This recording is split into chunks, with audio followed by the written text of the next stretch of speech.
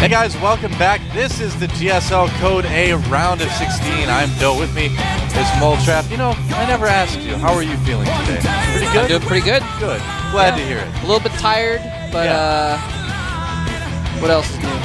I don't know. Not nearly as tired as I was on Monday. No. People actually told me I looked a little bit like a zombie on the cast on Monday, so. Sounds scary, man. Don't worry. After the cast, I ate some brains. I felt better. I mean, I got some sleep. I felt better.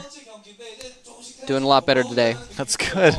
That's good. I see you have the patch notes up on your computer. Yes, I do. Let's talk about those, because that just hit today. Some people may not be familiar with the changes, so. Yes, we do have a Zerg versus Terran coming up next in Monster versus GuMiho. So a couple things that might affect that. The barracks build time has been increased from 60 to 65.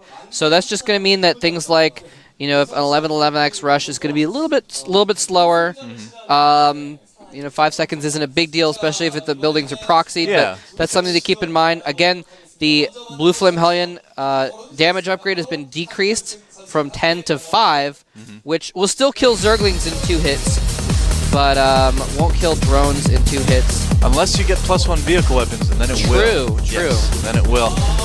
And here is MVP Monster. He won 2-1 against OGS MC in the round of 32, knocking MC right out the GSL. And now he's got his ZVT on his hands. Now this guy, he's a bit of an enigma. I mean, he hasn't had a lot of results in the GSL yet, but everybody I talk to says this guy is so good. They say this guy is actually as good as GuMiho. I've heard people say that. Wow. So, yeah, so we'll see. Yeah, he's the guy that we saw him play against. He played MC, right? Yeah, he knocked MC out. Yeah. MC played pretty bad, but... You just said that. Yeah, he's the guy that went for the Infestor rush in the first game and threw away everything and did a bunch of Infestors, and the Colossus just sat there and laughed. He's kind of one of those killed Zergs everything. that likes to try new things. But yeah, I was just gonna finish, but then he played really well and made it work in the next 2 games and was able to win. So very interesting play from him. And yeah, there's our Terran player GuMiho.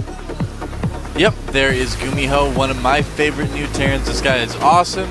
He's gotten a lot of wins in the team league. He took out a Zerg, Curix, in the round of 32. And Curix, another Codes player, getting knocked out. So actually, this match is a result of 2 long-time GSL Codes players getting knocked completely out of the tournament. Yep. GuMiho, a former random player, and must have listened to Artosis. Oh, yeah? Remember, Artosis would always rant about how you cannot practice all the matchups enough to be good enough in all of them to really play at the top level. GuMiho had played in the round of 64 or 32 in some GSLs before, but as a random player, he just couldn't hang with that highest level, so he did switch to entirely Terran, and now here he is back again. We'll see if his focusing on Terran will help himself. One last note here again, something that might affect things theoretically. Neural Parasite range has been reduced from 9 to 7. So, you know, if there's Thors involved or something, he's going to try and neural some Thors. It'll be more difficult. Ultralisks build faster as well. That'll be pretty cool. I like changes, and I've said it before, I love changes that give players more options. You know, something that kind of entices the Zerg to use the unit more. I love that kind of stuff. There was also a damage change to fungal growth as well. It just does 30 versus light, and then 30 plus 30%, I believe, or something. No. It just 30-40 now. Yeah. It just evened out the damage basically, so it's more numerically kind of standardized. Yep. But we're gonna get into game number 1 here: Monster versus GuMiho on Terminus 3 is about to start here in the GSL Code A. 30 versus life and 40 versus armored, isn't it? I don't know. Whatever. I don't play Zerg. I play Terran. On the left side of the map, we have our Zerg player from MVP. He is MVP Monster. Guys on that team have told me he's as good as GuMiho. I'm not even kidding. Oh, he's got a little mini Hydralisk. Yeah. Much less scary than a full-size regular Hydralisk. Still wouldn't want to. I wouldn't know. One. You know, I wouldn't want to be sleeping and then feel something on my chest and wake up and there's that there. But down at the bottom of the map, we have our Terran player from the team FXO. FXO GuMiho. GuMiho, the Towel Terran.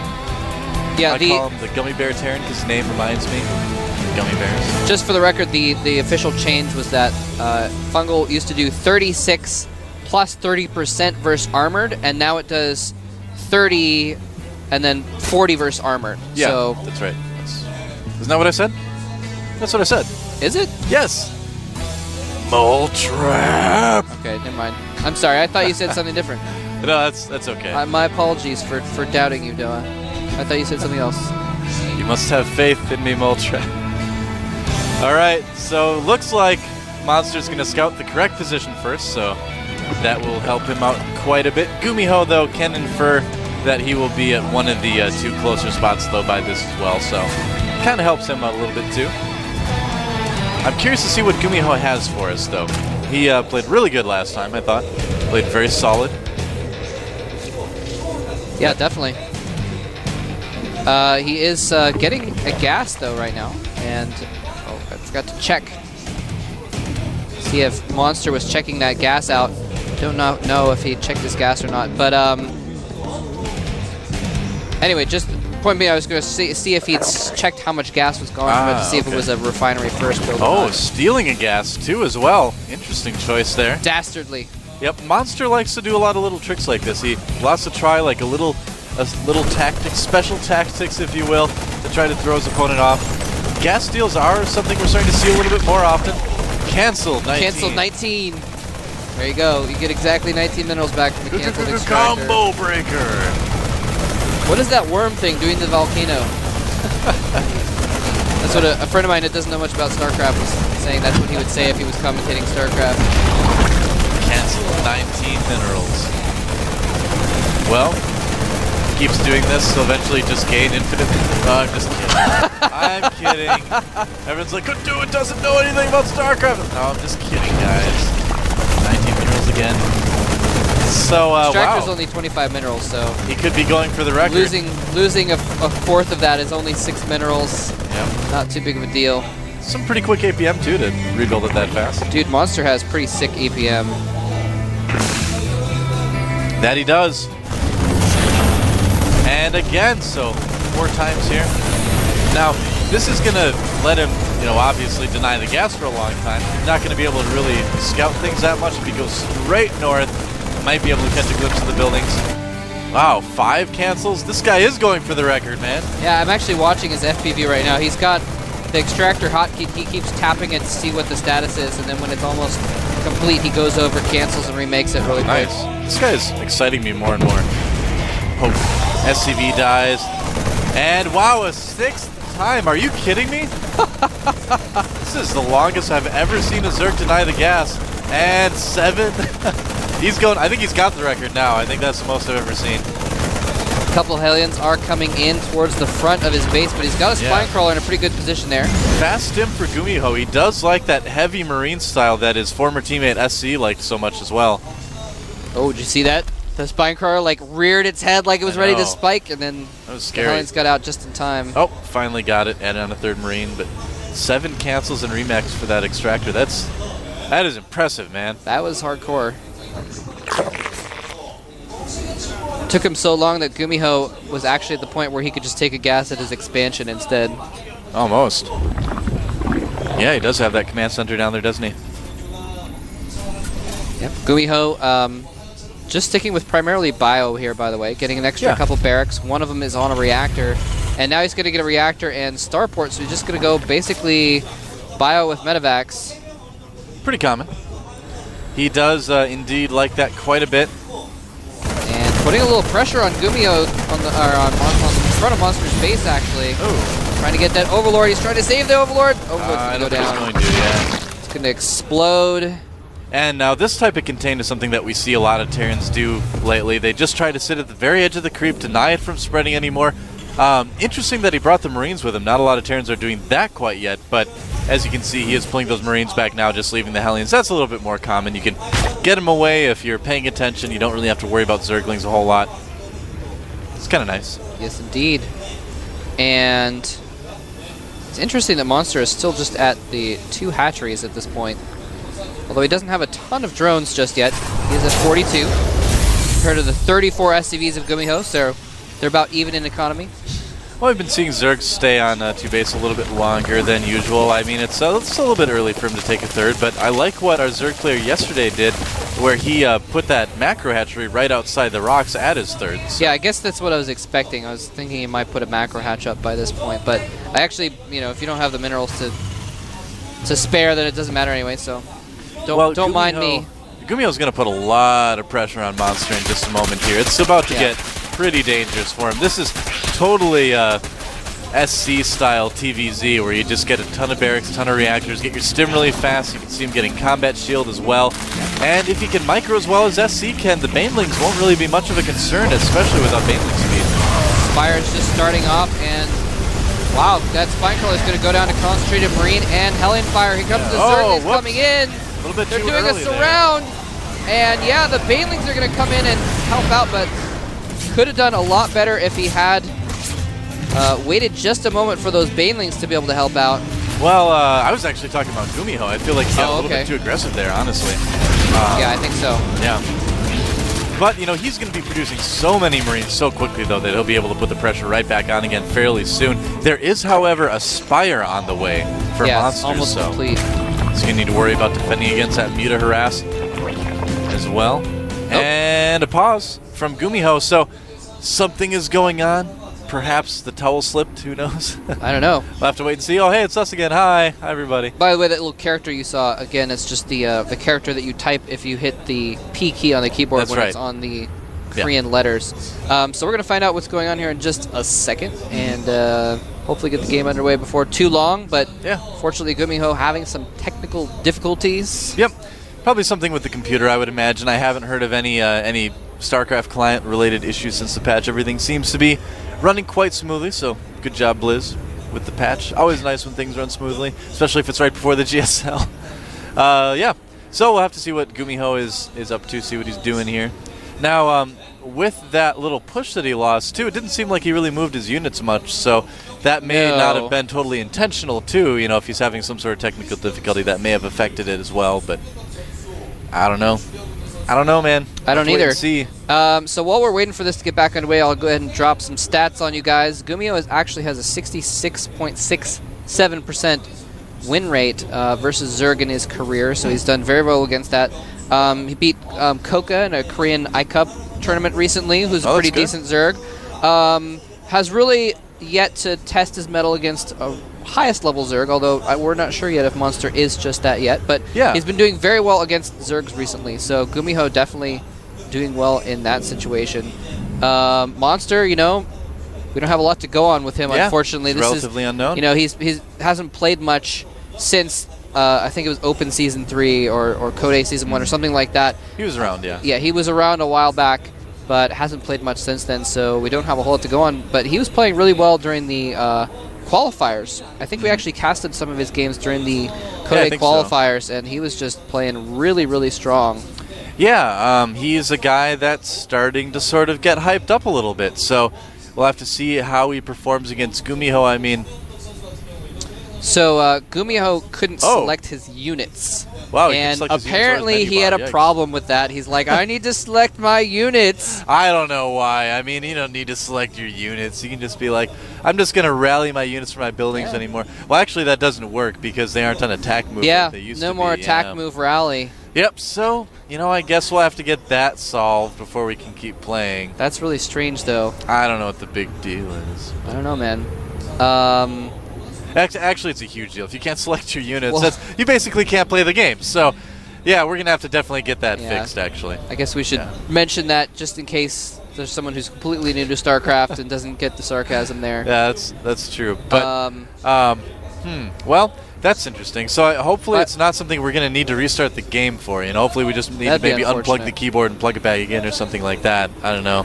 By the way, thanks again to Sony Ericsson for making all of this possible. Intel and G-Skill, you guys rock as well. Not the technical difficulties. They're not not possible. Sony Ericsson is not responsible for the technical difficulties. Like, what are you doing? Sorry. For the sponsors.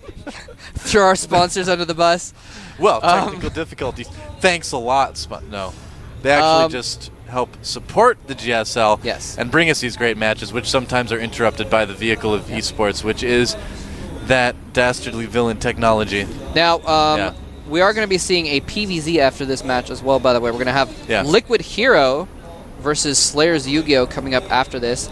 And so might as well go ahead and review the patch notes that will affect that right now. Go for it, man. Again, we've already mentioned the changes to Terran. We've mentioned the changes to Zerg. The only other thing that might affect things is Overseers are going to be a little bit cheaper, so DT rushes are going to be a little bit easier to I like that. to work with. I like that as well. Yeah. They won't be able to contaminate as much since the energy requirements were increased. But here's the big deal. Immortal range has been increased from 5 to 6. That means if you've ever seen like a Stalker with a few Immortals versus Roaches battle, 9 times out of 10, the Protoss, well, don't micro that as much as they could, and the Immortals are sitting there going like, where do I go? Where do I go? I want to fire, but I can't. And they're just like dancing around behind the Stalkers. And they don't get any shots off, even though they're the perfect unit. You want to be attacking those Roaches. With the range increase, they'll actually be able to stand behind the Stalkers and still hit the Roaches. So that could come in. Definitely could be a factor. Warp Prisms absolutely. have also had their shields increased a lot. Well, so they're a little bit more viable as well. That's going to affect versus Terran a little bit more as well. Well, that's actually what I was going to mention is Hero is going to love that. Hero is actually one of the Protoss right now that's doing a lot of that Warp Prism harass, so this is just going to make it that much stronger. A lot of Protoss players are worried about doing Warp Prism harass in situations where the Zerg goes mutas. It's understandable, but with the hit point boost, Protoss players could theoretically start doing more drops, even like, medevacs even for Terran. The only problem there is that with Terrans, when you drop the units, they begin to attack immediately, whereas Protoss, there's a bit of a delay. So it's not going to be quite the same. If you're warping them in, yeah. I think, or even if you drop them too, it takes a little while for the Zealots to run there, or the Stalkers to start firing. But either way, I think we're going to see the Warp Prisms a lot more for sure. So the Stalker research time has increased for Blink a little bit more as well. And of course, the main thing that's going to be changed is Mothership acceleration has been increased. So. That's huge, man. Anyway, we're going to get back into the game here. Yeah. Looks like we've solved the issues, and we're going to be getting back into the game in just a moment. And I can't wait. There we go. There it is. We are back in the game. Oh, look, a macro hatch for Monster. Okay, I was wondering when he was going to put that up, just because he will be under so much pressure from GuMiho, and he knows it. Also getting his third as well. GuMiho, in the meantime, getting his second engineering bay. He's already got +1 weapons. Already finished. Oh, and a huge circling run by. That is not good for GuMiho.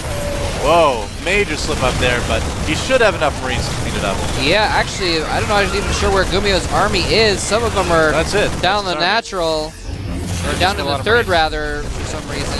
Killing the rocks, actually, is the reason. That's the reason. Yeah, a little bit of damage there, not a whole lot done, but enough to kind of get the heart racing if you're a Terran player. Yep, and enough to buy time for 9 Mutalisks to be produced. Yeah. Well, any way that Monster can kind of reduce the Marine count right now, too, is going to be pretty helpful. Monster, by the way, is doing really well with his creep spread. He's got a lot of tumors out, and he's got a lot of active tumors as well. I'm actually counting. He has like 50 tumors on the map, 40 tumors on the map right now. That's a mark of a good Zerg player, man. When you see that creep spread like that, that is a really good sign. But the mutas are out to harass now, and he's only produced those 9 Mutalisks. And he's not producing any more right now, so never mind, he just produced 4 more. Yeah. It's a different style. Sometimes, hold that thought, here comes that harassment. He's going for that turret, but the SCVs are repairing it too fast. He loses a couple mutas. He does kill all the SCVs trying to repair it, though, so that does help a little bit. He got maybe about like 4 there, I think. So that did help a little bit. Yeah. Sometimes it's a stylistic thing where Zergs will prefer to just get a few Mutalisks to force them into being defensive and then not make any more. They'll focus their gas on Banelings instead. Yeah, a couple different ways you can play it. Now, I've got a question about the building that the Banelings come out of, or are possibly spawned by. Look at the Baneling nest. Does it look like the top thing is floating, or is there some sort of stock holding it up? I think it's actually like floating. Well, you know what? It used to be. I thought it used to look different. I thought there used to be a stock holding up, but you're right. Now that I look at it closely, yeah. You guys check out the Baneling nest when you get a chance. The top is actually like floating. I didn't notice that until recently. I'm like, I always thought there was like some sort of stock holding it up, but there's not. That's weird. Yeah, and it's not like that little web stuff. That's not holding it up. It's just basically like a big hot air balloon. And here we go. The depots are down again, and here come all the Banelings. Not a lot of room to maneuver with those Marines. Oh no, Banelings wiping everything out on the low ground. There's just enough Marines to hold off the Zerglings, but Monster doing some good damage and really not losing much that he can't reproduce easily. Yeah, holding back the push from GuMiho for just that much longer. I'd say GuMiho lost about half of his Marines, if not a little bit more, actually. This is going to allow Monster to take that 4th base like we're seeing right there. It's not out of the woods yet, but, you know, this is what the Zerg player wants to do. You know, they want to hinder the ability of the Terran to be aggressive on the map. One of the good things that Monster is doing here that's helping him out a lot with attacks like that is he actually has +2 carapace on his ground units already. Exactly. So with just +1 weapons on those Marines, the Zerglings can get in a lot closer, and they can survive longer and do more damage and distract for the Banelings and Mutas to do their damage as well. Yeah, really smart move from Monster, and it's something we don't get to see a whole lot either. Looks like he's doing some harassment at the top of the main base, takes out a turret, flies away before the Marines get there. Now, carapace on the ground units is quite helpful. We've actually seen a couple Zerg players go for carapace on their air units as well. Lenok actually is becoming kind of known for getting carapace on the flyer upgrades as well. But for now, Monster is kind of concentrating on attack, it looks like. But yep. And again, that also comes down to just a stylistic difference where if you want to be more harass-oriented with your mutas, you get the weapon upgrade so that you're focusing on avoiding taking damage rather than, you know, fighting with them. If you want to actually fight with them in battles like mutiling attacks, then you get the carapace so they can survive longer against Marines. And here we go. And taking out a couple SCVs, he makes a run for it. I really love how Monster's playing this, actually. You see so many Zerg players leave their mutas in for just a little bit too long. But if you look at the muta ball right now for Monster, not a lot of them have taken some health. There's maybe like 3 or 4 that have taken some damage, but overall they're in really good shape. And that's the other thing about getting carapace is the idea is that they survive long enough that they get critical max. Here comes some Zerglings running in. The siege tank's not all sieged up. Zerglings getting in very far. Banelings coming in as well. I don't know if he quite has enough. Look at that. With those Thors there, and wow, takes out a lot of stuff and falls back. And, you know, we got all the tanks, got most of the Marines. I don't know if that was quite enough. We're going to have to wait and see here. Well, he is making more. He's making almost 50 Zerglings right now, as well as 8 Banelings in the middle of the map. He still has almost all of his another mutas. run by. And they're going to have to supply depots. Okay, never mind. Going into the main now. And GuMiho has to turn around. Again, Monster just making all the right moves here, chasing the SCVs into the Zerglings who are immediately dying to the Marines, but that's okay. But in the meantime, the Mutalisk cleared out every SCV in the 3rd base. They might even get the Orbital. They're going to light on fire at least. Gets it burning, but has to leave. Yep. GuMiho is just going to try to push. He kind of just has to go for it at this point. I mean, Monster is sort of getting away with a lot of economy right now. I mean, GuMiho hasn't been able to put a lot of pressure on there. Losing more SCVs. Oh, careful, Mutas! Ooh, loses a couple. Yep, that was a little bit dangerous, but that was a little bit dangerous. Yep. And yeah, I mean, Monster, right when GuMiho's like, all right, I just killed a lot of your army and I survived. I'm going to move out and kill you now. Monster's like, no, you're not. You have to come back and defend mutas, haha. And GuMiho is still stuck in his base.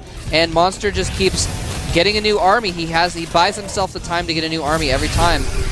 The timings that Monster is choosing to move out with his Lings and Banelings as well has just been really, really good. This is actually one of the best examples I've seen in a long time of Mutiling Baneling play. And oh, that medevac. That helps too. Got picked off. Oop.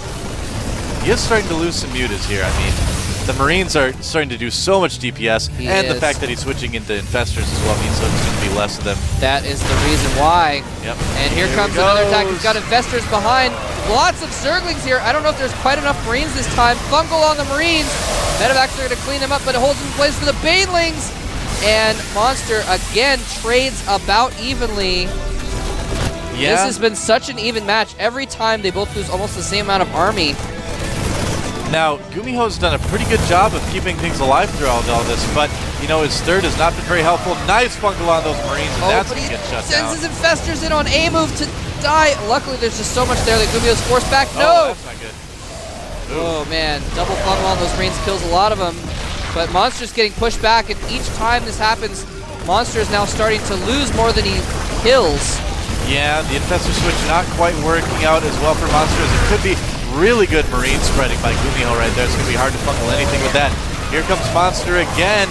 Is it too premature? Is this going to work out? Okay, looks like he has just enough, but keep in mind GuMiho is producing so many Marines at a time here. The one advantage that Monster has is his economy, but how long is that going to last? Not very long if he moves in and kills off this 4th base. The drones have all run to the side, but doesn't matter that much. He's actually going to kill that base off. Yeah. Now this isn't working anymore. I mean, setting in units piecemeal like this, and he's going to get these Bane Links as well before they finish morphing easily. And suddenly, you know, despite the good play early on with Monster, a couple little missteps, and GuMiho's looking a bit stronger. GG! And there's the GG, yeah. After losing that 4th with the amount of Marines that GuMiho was able to produce, medevac for every Marine, and the Towel Terran takes game 1. Well, I guess being able to select your units is a pretty good skill to have. Yeah, looks like it helped. Wow. Helped him out a lot in that game. It's a rough loss for Monster, too. I mean, yeah, especially because he was doing pretty well. He was doing really good with his harassment there. Yeah, I mean, I thought he was making really good choices about his engagements and things like that. I don't think his Infestor play was quite as strong. We've actually seen him struggle a little bit with Infestors, so I don't know if that's something that he's been recently incorporating in his play that he may not have done, you know, really too much before, because his Mutiling play was really good. So, yeah, and I mean, I don't know. It was just, you know, he was making the switch to Infestors, and he didn't have the army to really, like, just as he lost his army, he needed a little bit of more time to get an army to go with those Infestors, I think. And then he just panicked, I think. It didn't control him very well. Just select everything, A move, and then his Infestors were like, all right, we're attack moving, and they just ran up into the middle of the Marines. He lost 3 or 4 Infestors. And imagine if he just fungled and then like fell back with those Infestors, and he has another couple fungals in the next attack from those recharging energy. It would have been a lot different story, I think. Yeah, that'd definitely be a bit more helpful. I don't know. It's rough. You know, he started out so well. The trouble is, against a style like GuMiho is doing, there's a lot of engagements that look like they go really well for the Zerg, but the amount of Marines that are being produced means that it's actually not that good for Zerg. I mean, you saw the supplies kind of, instead of go down with Zerg, you know, going up instead of going like this, it kind of went like this, and eventually he caught up. So yeah, exactly. They were trading, but they were trading about evenly, and GuMiho was just putting out so many Marines that eventually he just got the upper hand there. Yeah. And that's not something that Terrence had really done a lot, you know, in the past. That's something that we only have really been seeing here in the last couple months or so, maybe 3-4 months now. Right. Terrence have finally started producing just a ton of barracks, a ton of Marines when they go that style. Game 2 is going to be on Crossfire, which statistically has been a pretty good map for Zerg, but geographically, a lot of people feel is, you know, laid out better for Terran. Let's see how these guys handle it. Hopefully everybody's keyboard and mouse works okay. I think statistically the Zergs do have an edge in this matchup on this map. But yeah, we're going to find out here in just a minute. GuMiho is up 1 game now. Monster, in his recent debut, I guess you could call it, is really fighting to stay alive here. He's got a seed into Codename next season, but he's trying to get to the up and down matches. He needs to win this map. To get there, we're going to find out in just a second here at the GSL.